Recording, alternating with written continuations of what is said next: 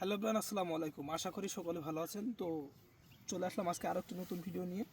দেখতে পাচ্ছেন আজকে ভিডিওতে এটা হচ্ছে শীতকালীন টমেটো, গ্রীষ্মকালীন টমেটো না। কিন্তু ইতিপূর্বে আপনাদের সামনে যে গ্রীষ্মকালীন টমেটো, সেই টমেটো সম্পর্কে কিন্তু আলোচনা করেছি।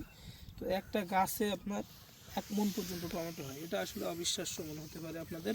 কিন্তু দেখেন, এই যে একটা থোকা আর এই একটা গাছ, এই গাছটা থেকে এখান থেকে এই পর্যন্ত, তো একটা 20 টাকা করে যদি আপনারা কেজি প্রতি বিক্রি করেন, তো 20 টাকা কেজিও যদি হয়, তাহলে 1 মণ টমেটো 800 টাকা।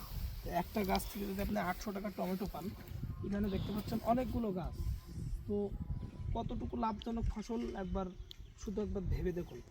যেহেতু এখন আপনার হচ্ছে যে টমেটো, যেটা এখন কিন্তু শীতকালে মানুষের অত্যন্ত সবজিটা বেশি থাকে, যার কারণে সবজির যে চাহিদা সেটা কিন্তু আপনার কম থাকে। কিন্তু এখন যে পর্যায়ে রমজান মাস চলে আসছে, টমেটো কিন্তু 12 মাসই প্রচুর পরিমাণ বিক্রি হয়। গত বছর কিন্তু আপনার টমেটো, যে যদি আপনার একটু দেখানোর চেষ্টা করি, গত বছর যে টমেটো হচ্ছে একটু কম ছিল, যে কম থাকার কারণে বেশি ছিল, বেশি থাকার কারণে আপনার যে টমেটোটা অবিক্রি হয়ে গেছিলো প্রায়। তো সেইখান থেকে কিন্তু মানুষ এবছর একটু কম রোপণ করেছে। তো এবছর মোটামুটি টমেটোর দাম কিন্তু বেশ ভালো।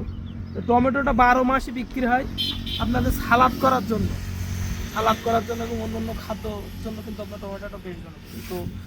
তো টমেটো বেশ লাভজনক চাষ। আজকে এ পর্যন্ত, ধন্যবাদ সকলকে। আসসালামু আলাইকুম।